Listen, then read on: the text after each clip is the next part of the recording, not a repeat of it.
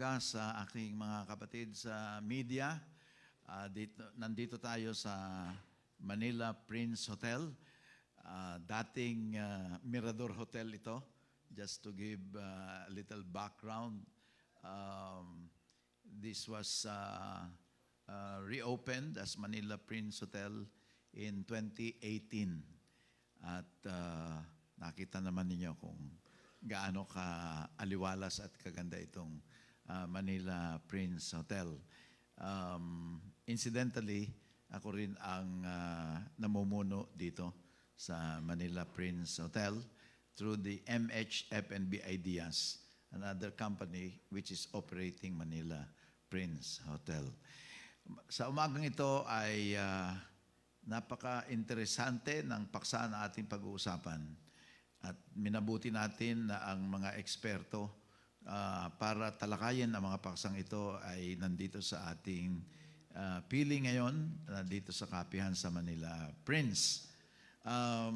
Sa bandang kaliwa ay ang presidente ng Philippine Exporters Confederation at saka ng Employers Confederation of the Philippines or ECOP. Dating chairman ng PCCI, Philippine Chamber of Commerce and Industry, an industrialist and a business leader, President Sergio Ortiz Luis. Palakpakan natin. At sa gitna ay siyang kumakatawan ng ating pamahalaan, the Department of Agriculture. Siya ang Assistant Secretary for Special Concerns and ODA. At tagapagsalita ng Department of Agriculture, very well-versed as in agricultural engineering. Yun ang kanyang course sa UP, Los Baños, at major in agricultural meteorology. Top-notcher sa agriculture licensure exam. Masters din sa UP Los Baños on water resource management. Career executive officer, top-notcher din sa career executive exams. Walang iba kundi si Assistant Secretary Arnel B. De Mesa. Palakpakan natin. We are on live stream at nakita natin maraming nagko-cover ng ating kapihan sa Manila Prince Hotel. Unahin natin ang tagapagsalita ng Department of Agriculture. Ano ang epekto ng problema sa langis sa buong mundo? Sa food security o kasiguruhan ng pagkakaroon ng pagkain na abot kaya ng ating mga mamamayan. Thank you po, former Senator Attorney Joey Lina. Magandang umaga po sa kasamahan ko rin po sa panel kay President Serge Ortiz Luis ng ECOP at sa ating po mga kababayan, magandang umaga po. Sa ngayon, stable po yung ating sektor ng agrikultura, bagamat maraming shocks na nararamdaman tayo at pwede tayong maramdaman. Sa ngayon, sa kasalukuyan, nasa panahon tayo ng pag-harvest ng ating mga pangunahing agricultural commodities, kagaya ng palay, ng mais, at saka ng mga gulay. Sa palay, nasa peak pa tayo ng harvest, March, April. Ganon din sa mais. Sa mga gulay, nakita natin sa Benguet, sa Cordillera, marami tayong harvest. Pagdating sa palay, sa mais, bukod sa local, meron din tayong imported na bigas. Umabot na yan ng more than 1.1 million metric tons noong unang quarter ngayong 2026. So, very stable tayo in terms of volume. Ganon din sa karne, maganda yung ating inventaryo sa mga cold storages natin coming from both the local at saka imported. At the moment, ang malaking issue natin sa gulay. Kasi yung gulay, hindi kagaya ng palay, mais, pwede mong store na mahaba-habang panahon. Yung gulay, highly perishable. Kaya yung mga tanong, Senator, Attorney Joey, na magkaroon ng minimum price. Mahirap gawin kasi medyo komplikado pagdating sa gulay.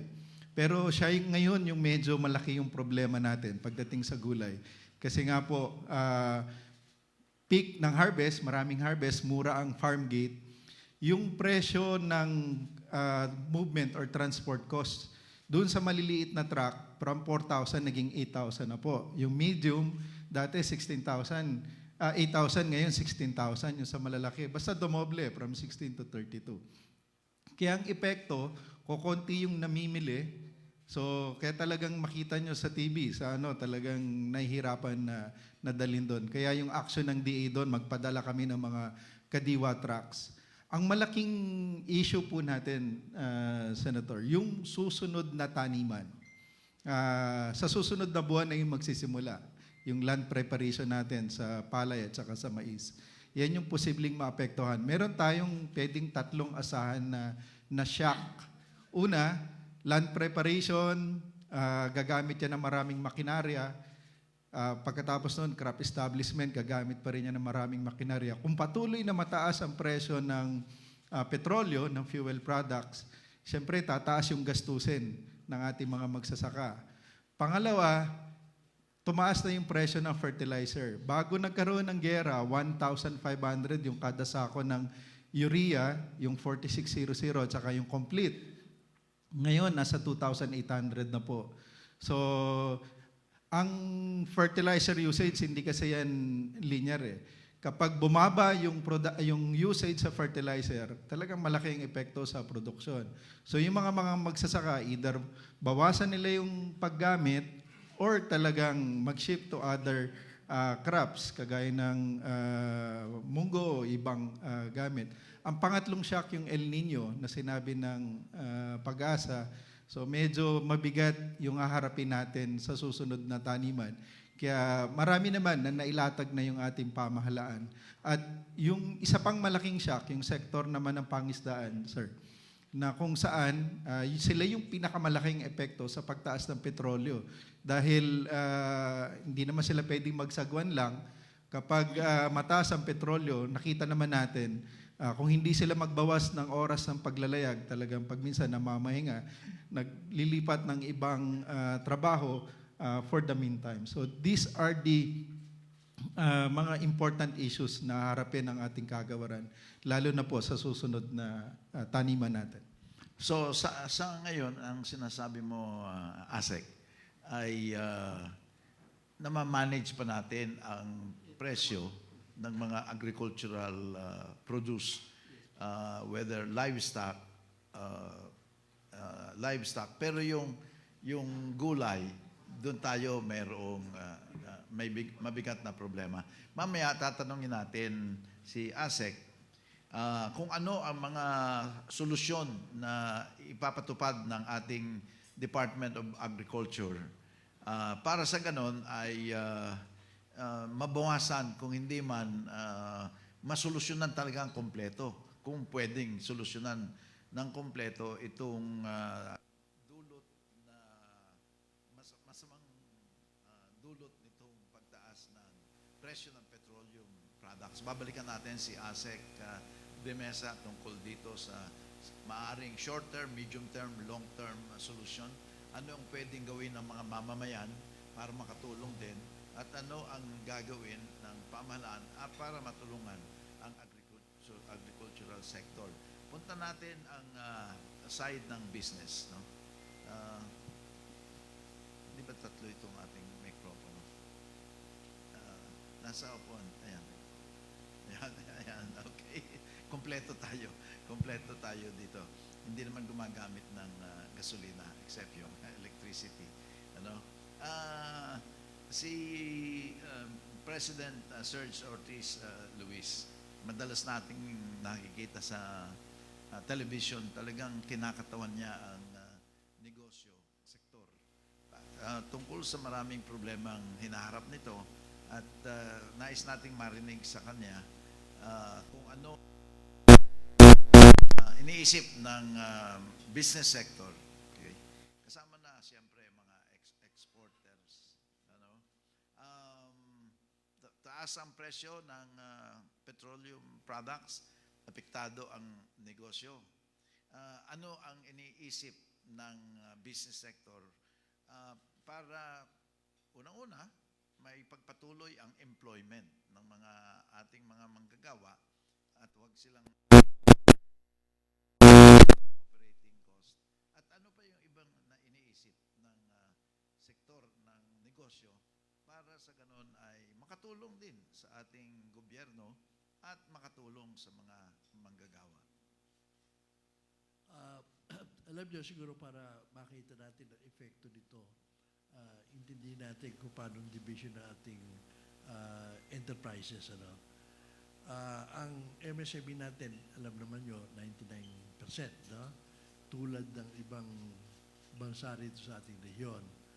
Unfortunately, sa atin, napalaki ng micro. 90% ng ating enterprises is micro. 8% lang yung small, 1% yung medium, less than 1% pa yung large. Unfortunately, ang employment nandun sa micro and small. 65% of employment is there. Although ang contribution niya sa ekonomiya, baligtad, 35% lang. Samantalang ang employment na nandun sa mga medium and large, nasa mga 30%. Pero ang share nila sa GDP is baligtad malaki. Mga nasa 60%, something like that. Knowing that, ano epekto nitong nangyayari? Doon sa, tama naman yung sinasabi ng iba, yung mga malalaking kumpanya, may mahaba ang PC dyan eh. Pwedeng, wag lang tatagal masyado, pero hirap na rin, dumadaing na rin. No? Yung ibang malalaking sa small, yung medium tsaka yung large, they can nag-a-adjust yan. No? At mga benepisyo ng empleyado, nabibigay pa nila over and above what is required. No? Pero yung micro, ay talagang wala kang magagawa riyan. Alam mo, 800,000 to 1 million gumagraduate every year or dumadating sa working age. Nung araw, na-address ng employment yan. Dahil mayroong mga investors na nawala ngayon, halos wala. Ang tourism natin, wala ring nangyayari. Tapos napasukan pa ng mga problema rito sa pagtaas ng presyo. Yung mga micro can hardly survive. So, any increase ng pressure yan, talaga marami magsasara. Yan naman ang istorya ng micro natin. Every year, thousands na nagbubukas. After 1 or 2 years, magsasara, may papasok na naman iba. Nung araw, na-address natin yung mga fresh graduates. No? Napansin siguro nyo nung Pasko, na wala pa yung gera, no? Doon lang sa tariff ni Trump, marami ng perwisyo, negosyo. Pati mga hiring sa mga malls, sa Limawa, nagbawa sila. Ang mga hiring ng mga expansion ng iba, nagbawas na rin. Nung dumating itong gera, lalong mabigat yung nangyari. Although, I would say na with all the problems, challenges, we are better situated in the issue of supply of oil, addressing that, than in the 70s nung magkaroon tayo ng crisis. Why? Nung araw kasi, ang GDP natin represented by basically manufacturing and agriculture, na big users ng fuel. No? Ngayon, pumasok na yung services, no? Yung mga BPOs, yung mga ganyan. Tapos, malaki na rin yung inano ibang na hindi na pati agriculture medyo naka-adjust na rin ng konti, hindi na kagaya nung gamit tong araw. So, pangalawa, na advantage natin, we have learned some lessons in the past, not completely. No? Meron tayo mga alternative power source now. Marami na nagso-solar, Nung araw wala yan eh. Merong windmills na pinapasok, yung hydro, yan, nag-uumpisa na yan. Although, hindi kulang pa. So, yan ang problema. Ang isang advantage natin, napansin siguro nyo, ang Bangko Sentral natin is more prepared now because malaki ang reserve nila sa dollar reserve nila. Unlike before, halos wala. Ngayon, napansin nyo, although pumalo ng 60, pumanik pa yung nakukontrol nila. Meron silang PC na napakontrol yun. Serge, tumbukin natin yung isang malaking issue, employment. No? As affected by this crisis in the Middle East because yung Strait of Hormuz hindi na passable. Ngayon, iba-blockade pa ng US, lalong mapuperwisyo itong flow of oil products coming from Iran using the Strait of Hormuz. Nabanggit mo na 65% of employment is in the Micro and small. No? At sinabi mo rin na yan ang very sensitive to increase in the price of in the cost in the operating increase in the operating cost, meaning yung halimbawa electricity tataas, yung gumagamit sila ng kerosene or kerosene, gasoline or diesel. Very sensitive. Nakikita mo ba na in the next few days or is it happening now na marami nang nagsasara na micro and small enterprises? Marami na kaming narinig nagsasara kasi hindi organized yung micro eh. Ang medyo organized na niya, marami sa small. Kahit na sa hindi mga miyembro ng mga business organization, yung mga yan, hindi rin miyembro ng mga labor organization. Ano? So sila yung wala nagsasalita para sa kanila. Kaya kumisan, kami sa ECOM, napipilitan kami magsalita para sa mga employment nung dahil wala nagsasalita sa kanila. Marami na kaming naririnig. Kasi although hindi namin sila mga miyembro, mga suppliers yan, mga service providers sa supply chain ng mga at mga buyers din ng mga malalaking kumpanya. So, marami na rin nagsasara at alam namin na marami nang hindi nag-hire. Yun ang importante. At meron tayong mga pinopropose how to save cost, yung for day labor, yung mga ganon. Yan, pag voluntary, even yung mga malalaki, okay yan. Pero pagka ginawa mo compulsory, no formula fish oil, lalo na sa mga micro, hindi po pwede yan. So, based on experience and logic, na talagang maraming magsasara at kung magsara na small, micro and small, yung medium and large, they can still, sabi mo nga, kung mas mahaba ang PC niyan. Pero yung micro and small enterprises, based on logic and experience, because sensitive sila sa cost, increase in cost of business, ay malamang, marami na ngayon nagsasara at maaring magsara pa sa mga susunod na mga araw. Ano ang tingin mo na dapat gawin ng gobyerno para maisalba o matulungan itong micro at saka small enterprises? Alam mo, ang source lahat ng problema natin ay yung cost of fuel. No? Okay lang yung bibigay tayo sektor-sektor. Ano? Pero hindi namin mahirap i-monitor yan eh. Tsaka nakita ba nyo yung nangyari sa mga drivers? Nagbibigay tayo sa mga drivers.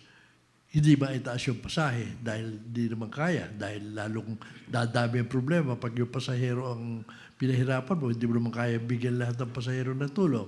So, importante riyan, kontrolin yung fuel. Kaya kami, pabor kami rin sa tanggalin muna yung excise tax, tanggalin muna yung withholding tax. At itong bandayan mabuti, itong fuel sector, ito mga alam mo, ngayon araw na to, I think magbababa ang diesel ng 21 pesos. Pero ang gusto ng mga 10 pesos lang. may computation sila sa sarili na always pabor sa kanila, no? Ang isang hindi namin maintindihan, bakit pinabayaan natin after 10 days or 2 weeks, magtaas kaagad ng fuel cost, no? Na ang sinasabi kasi deregulated tayo. Meron palang provision doon sa deregulation law na nagsasabi na in times of emergency or like this, the government can even take over. No? Sinasabi, deregulated, di pwede pakialaman ng presyo. Bakit? Hindi natin pinabayaan natin magtaas. Sana, ang stock nila is 30 days to 60 days. Kung hindi pinagtaas ang presyo, di wala tayong problema ngayon. Kung bumaba yung fuel, hindi mauubos yung stock. Bakit natin pinabayaan? Bilyon-bilyon ang kinita ng mga oil companies. Bakit? Bakit natin pinabayaan yun? Yun ang hindi namin maintindihan. Ngayon, nakikita namin dahil medyo matigas nga ulo ng mga may sarili sa computation, yung DOE ngayon medyo insisting, i-unbundle natin yung cost nyo. At ibaba natin ito yung computation namin, yung computation nila. At ang computation ng oil companies iba eh. Ang sinasabi ng oil companies noon, nung nagtaas, ang ginamit na pagtataas, replacement cost. Dahil deregulated daw. Tsaka kung hindi sila papabayaang bumili sa replacement cost, although merong stock na binibenta na secured at the old price, sana ang sinasabi nila, hindi kami bibili. Bakit naman hindi sila bibili? Ang problema na, pwede naman sabihin na, di ko nabili nyo sa presyo gano'n, ibebenta natin based on that price. Bakit nyo ibebenta doon sa yung stock nyo at replacement cost? Bilyon-bilyon ang ginagamit ng gobyerno ngayong ayuda because of this problem. Kung hindi natin pinabayaan, nagtaas muna, wala pa tayong problema ngayon. Wala pa 60 days, may stock pa. Old price. Okay.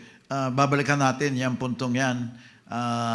Ang magandang narinig ko, President Serge, ay number one, matutulungan ng micro at saka small enterprises kung talagang yung price of petroleum products mas ma-manage na mas mababa.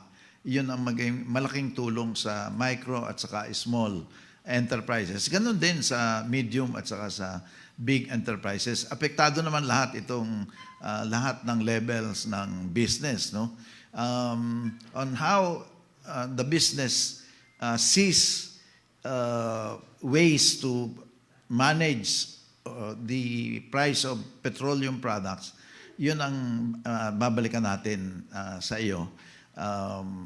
Katulad nung meron bang ibang sources ng mamaya meron bang ibang sources ng petroleum products na mas mura at bakit hindi ito ang binibili at pinabayagan or pinababayaang mabili?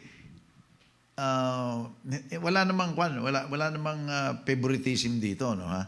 Pero merong mga balita na may available petroleum products in the world market na hindi galing sa Iran, like Canada and other countries.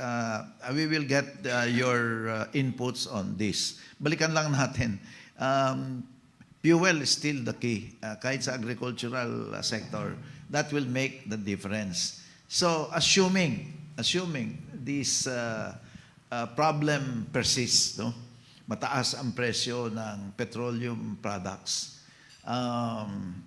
Although government, we assume, is doing its best to manage the price of petroleum products, to bring it down as much as possible, given certain realities. Ano ang gagawin while this problem persists? Magiging mataas ang presyo ng fertilizer. Kailangan yan. Pagka walang fertilizer or kaunti, babagsak ang productivity or ang yield ng palay, ng corn, At kahit ang gulay, although a special problem na yung gulay, fuel-related din because yung mobility na pag-transfer kasi perishable, madaling masira. Ano ang mga, given these assumptions na ganito ang problema natin, no? Ano ang plano, short term, medium term, long term, ng Department of Agriculture para masiguro na the price of food, first of all, may available supply. Ano? Number two, what is available, the price is manageable in the sense na hindi naman sky rocketing yung increase in price. And ano yung gagawin technology-wise na meron bang alternative sa fertilizer na fossil fuel based, no? So ano itong mga short-term, medium-term, long-term programs ng DA to address all these concerns? Again, yung ating pong short term ngayon is address, kasi yung mandato ng agriculture ay sa mga magsasaka at mangingisda, paano sila tutulungan to cope up with these problems as mentioned earlier. Una, nag-start na po yung pamimigay natin ng fuel assistance sa mga apektadong mga magsasaka at mangingisda.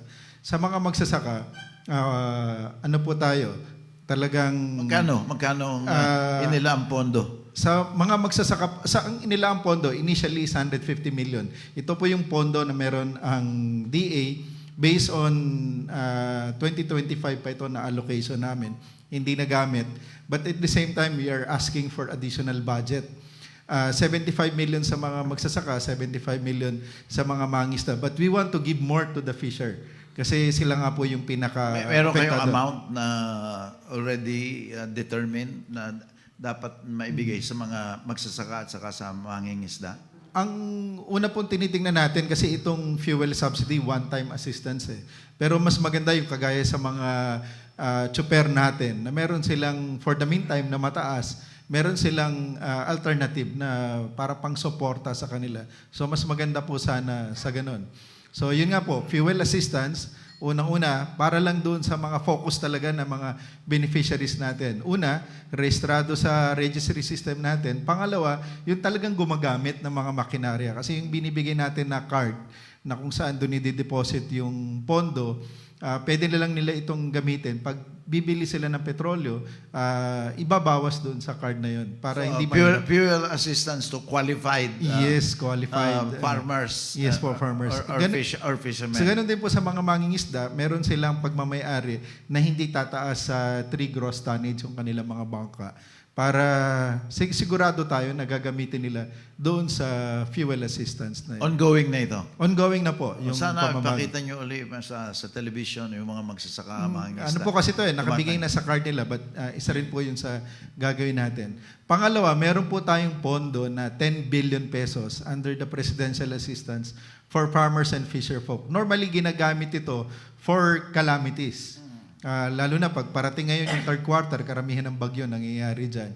So, under Executive Order 110, inutos na nating Pangulo na gamitin ito pang assistance o ayuda din sa mga magsasaka at mangingisda. About 4 million, more than 4 million farmers and fisher. Yung mga sa palay, sa mais, sa sugarcane, at saka fisher folk natin na makikinabang dito. Anong klaseng assistance yun? Cash lang talaga? Cash assistance din po ito. Pwede nila itong gamitin kahit saan. But we are encouraging them gamitin, lalo na po parating na nga itong susunod na taniman as additional inputs sa kanilang gagamitin sa kanilang sakahan. 10 billion ito. 10 billion po. But again, we are requesting for more assistance kasi ang registry natin, more than 12 million na po yung mga farmers. Dito sa PAFF, sa Fisher po, nasa mga almost 3 million yung nasa registry system natin. So, kailangan talaga natin ng additional fund para tulungan sila. Ngayon po, naglabas na rin tayo ng moratorium through the Agricultural Credit Policy Council kasi may mga utang yung ating mga magsasaka. So ngayon may moratorium po sa pagbayad muna ng kanilang mga obligasyon, lalo na dun sa mga survival and recovery loan packages na na-issue po before. And then, of course, yung available credit, ibibigay din po natin para mas matulungan yung ating mga magsasaka. And then, under Executive Order 110, inutusan na rin po ng ating Pangulo na gamitin yung Quick Response Fund na normally ginagamit din during calamities. 1 billion ito, but pwedeng i-replenish pag naubos. Gagamitin naman ito pambili ng mga biofertilizer, biostimulants, and other types of alternative fertilizer para po sa susunod naman na taniman para sa ating mga magsasaka. So this is on the short term. So, lima ito. Opo. One is fuel assistance. Fuel assistance. Number 2 is finance. Yung pong ating financial assistance o PAFF, and then moratorium on loan obligation. Number 4, yung credit po natin na maliit, but access to credit. access to credit, and then of course yung insurance din. Yung number 5. Yung number 5 po, pupunta na tayo sa medium term. Palalawakin natin okay. So, yung mas malawak na credit and insurance para po sa ating mga magsasaka at mangingisda. And then on the long term po, gusto po natin na, kasi ang pinakamalaking problema pag ganitong panahon ay yung fertilizer talaga. Yan yung, kasi nga non-linear ang epekto nito. Kahit konting pagbawas lang sa paggamit ng fertilizer, malaking epekto sa productivity o sa yield. So, we need to find alternative solution to fuel-based or ammonia-based. Ang malaking problema pa po natin, if you recall, during the last administration, ng Vietnam, nagkaroon sila ng restriction ng importation ng bigas. And then, early part of this administration, ng India naman, nagbawal sila ng kanilang non-basmati rice. Alam po natin ng India is exporting 40% ng requirement ng buong mundo sa bigas. At karamihan ng fertilizer na nanggagaling sa Middle East, India po ang kumukuha niyan. About 30% of the global trade ng fertilizer dumadaan sa Strait of Hormuz. And 40% ng ammonia, lalo na ng sulfur, na ginagamit sa pag-process ng phosphate, dyan po nanggagaling. Pag naapektuhan ang productivity ng India at kasama ang Southeast Asia, magkakaroon uli ng problema ng global availability of rice sa international market, which will affect yung presyo ng international price ng bigas. So isa rin po ito yung tinitingnan natin. Yung EO 110 na inisyo ni President BBM, nakafocus po talaga yan para palakasin ang ating lokal na production. But we need more additional assistance para po tulungan ang ating mga magsasaka. So on the longer term, we need to find alternatives dito sa ganitong klase ng fertilizer. One is green ammonia. Pangalawa po, there are other technologies na yung ibang coal natin can be converted into other forms of fertilizer. Okay, mga ano yung time frame nitong new technology in producing fertilizer? Mga kagano katagal yon bago mangyari yung green ammonia, ginagawa na ba yun? Yung green ammonia po, meron na to sa Europe ngayon. Pero sa atin wala. Wala pa po. Okay. And then yung sa coal naman, we're talking with our international partners to do the immediate feasibility study po nito. Meron na bang sa ibang bansa na gumagamit ng charcoal, tinatransform into fertilizer? Meron na po yan, but kaya po kailangan pag-aralan dito naman sa atin yung adaptability nitong sistema po nito. I forgot to mention pala, on the medium term, yung focus po natin sa solar irrigation. Kasi malaking bahagi rin ng paggamit ng gastusin sa bukid, yung sa irigasyon, lalo na sa shallow tube well natin, sa mga pump irrigation, lahat po yan ay diesel-based. Kaya ang laki ng gastusin. Kapag tumataas ang presyo, lalo na ng diesel, talagang kawawa yung ating mga magsasaka. Lalo na kasi sa land preparation, yung land soaking niyan, 3 sunod na araw. Kailangan babad sa tubig hanggang 5 days. Kaya po ang laki ng gastusin sa fuel. Kung hindi man. Kaya kailangan din natin ng gravity type ng irrigation para mabawasan ang gastusin. Again, need- is it in the pipeline already? Yes po, marami na po nagawa ang NIA. Yung DA ngayon, marami po tayong project. Solar-based. Solar-based po. We have an existing proposal ngayon, $350 million. We're expecting na mag-start tayo ng fourth quarter. So mapapatakbo yung mga, Opo, Philippine mga pumps using solar? Yes po, using solar technology. Ito na po yung inutos actually nung nagsisimula si President Marcos Jr. Talaga sinabihan na niya ang DA at saka NIA na mag-shift talaga po sa solar sa irrigation. At ngayon po, marami nang ginagawa but we will be investing a lot on solar irrigation. Last question for me muna. Mamaya Q&A na tayo. Ano ang papel ng local governments dito? Kasi ang agriculture is a devolved service to the local governments. Before, agriculture was a national function, no? But since 1991, because of the local government code, na-devolved na ang agriculture. Ang ibig sabihin, concrete, yung mga provincial agriculturists, city agriculturists, municipal agriculturists, and all their staff ay local employees na and under the governor or under the mayor, no? So, ano yung ginagawa ninyong synergy with the local governments para sa itong mga national policies na pinag-uusapan natin ngayon ay maibaba, ma-implement ng local governments? Napakagandang tanong po yan, Sir, Senator Joey. Pinakauna po na gusto natin sa mga LGUs, maging aktibo sila po doon sa provision ng Sagip-Saka. Kasi sila yung frontline natin, kabisado nila saan yung merong excess na harvest, lalong po ngayon, lalo na nga sa gulay, pwede nilang bilhin yung mga production. Nag-utos na rin yung ating Pangulo kahapon po during sa press briefing niya na inaatasan ng DA na bilhin yung mga production surpluses ng ating mga magsasaka, lalo na sa gulay. LGUs can be the main buyer po nito. Under nga po sa Sagip-Saka, pwede nilang bilhin ito directly sa mga magsasaka without going through the usual procurement Ay sana lang process. meron silang refrigeration facilities. Pwede po nilang ibenta agad sa kanilang mga lokal na mga palengke o kaya mag-establish din po sila ng parang community pantry doon sa mga apektadong tsuper sa kanila. Pwedeng ito yung gamitin nila na assistance. Sariwang gulay, sariwang agricultural produce, yung itlog, nagkakaroon na rin tayo ng konting stress ngayon. So pwede po nilang tulungan directly yung ating mga magsasaka. Okay, I'm sure our friends from the media have already stored a lot of questions for you based on your statements.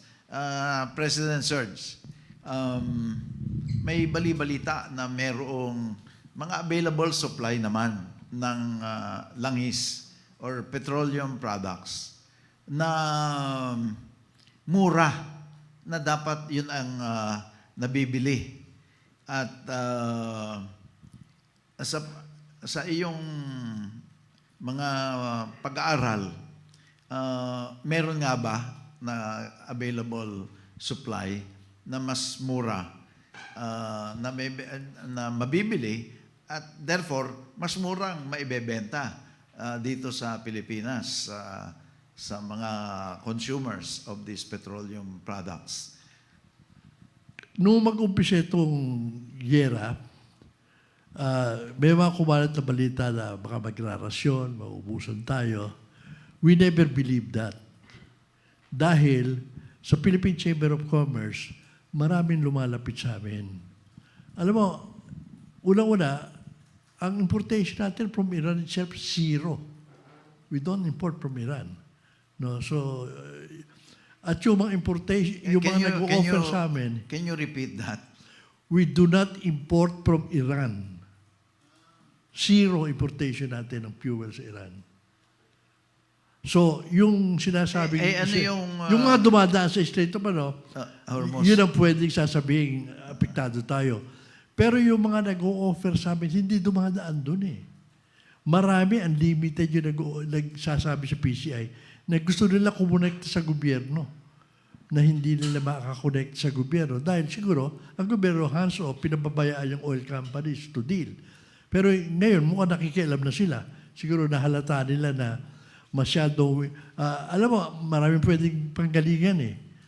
Yung mga nag-o-offer sa amin, may magugulat ka sa presyo. Anong countries ang nababanggit? Ayaw ko lang sabihin dahil ayaw nila na mabanggit kung wala naman silang bibilhin. May mga sensibilities involved. Pero marami. At kinommunicate na namin yan sa mga sa gobyerno. At bahala sila kung kukunin nila. Pero mukhang nahalata namin na nakikipag-deal sila rin sa mga ito. Kasi alam mo naman ang Philippine Chamber of Commerce, meron mga may counterpart everywhere. So dumadaan doon yung offer sa amin na hindi sila maka-offer sa gobyerno, hindi sila maka-offer sa mga oil companies, pupunta sa amin. So dinirelay namin. Ayaw lang nila, kung wala rin lang silang tuloy na benta, ayaw lang nilang masabi. Alam mo naman, may mga sanction, may mga sensibility involved. Pero yung mga offer, hindi tayo maubusan. Hindi kailangan dumaan sa state of, Hindi maubusan at mas mura.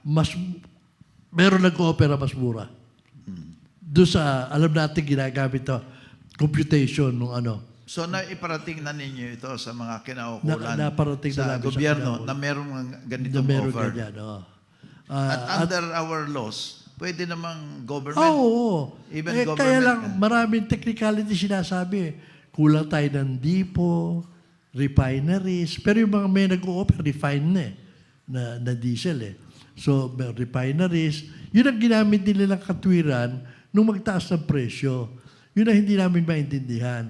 Wala sana tayong problema hanggang ngayon kung hindi pinabayaan magtaas ng presyo. Dahil I assume na even deregulated, nagmo-monitor ang DOE. Ilan ba inventaryo nyo? Ilan lang naman ang depo eh. So alam nila, ilan ang inventaryo taken at the old price. Nagbenta. After tender o 2 weeks, tinaas yung presyo. Ilan yung natira na tinaas ang presyo? Dapat billion windfall profit yun, ha? Billion yun. Ha? Na windfall profit doon sa yung sa 30 days, 60 days stock. There must be a way for them to return it to us. Windfall profit yan eh. Anong way? Ito, nagbababa ng presyo, nagtatawaran pa. Yung mga presyong ginagamit nila, mas mataas pa rin sa mga presyong ginagamit ng mga kapitbahay natin. Bakit ganoon?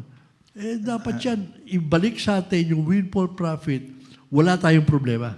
Serge, sa pag-aaral ninyo, Philippines, wala naman tayong, except for Malampaya, natural gas. Compared to other countries, similarly situated, na walang sariling oil, compared yung presyo ng pump price natin as compared to the pump price in other countries, how do we compare? Mataas tayo dahil sinasabi nila kasi deregulated tayo. Regulated pero subsidized daw iba. We will never support going back to regulation. Nakita natin ang evils ng regulation noon. Naging politicized, mag-aabonong gobyerno lagi, dahil pag may umiyak siguro ng gobyerno, we'll have to kaya maganda yung kaya lang in terms of crisis like this, dapat gobyerno should step in. Huwag nilang pabayaang mag-windfall profit lahat ito mga na to. Although iba na sitwasyon ngayon, nung araw kontrolado ng mga big oil companies. Ngayon 50% mga independent na. Yan wala mga depots yan, walang mga malilitan depots, tsaka yan yung mga nagsara na ubusan doon na stock. Nung tumaas ang presyo, bigla may stock. Yan, marami rin yan. Ganyan. Yung mga independent na supplier, may mga smuggled pang pumapasok na hindi nagbabayad ng tax. So yun ang sinasabi namin. Kung talagang government or office ang gagamitin sa na yan, yung windfall profit sana hindi nangyayari. At kung nangyayari na, wala tayong magawa, Palagay ko, hanggang ngayon, hindi pa ubos yung old stock nila eh. Dahil, yung iba, 60 days ang old stock nila. Dapat yan, ibenta sa kung hindi man maibagsak dahil nakabili na ng mas mahal, mawala sana yung problema, ibalik nila yung presyo dati. Okay. All right. Ang dami nating natutunan kay ASEC Arnel de Mesa ng Department of Agriculture, kay Serge Ortiz Luis ng Employers Confederation of the Philippines. Yung mga nanonood on live stream, I'm sure pina-follow nila yung ating discussion dito.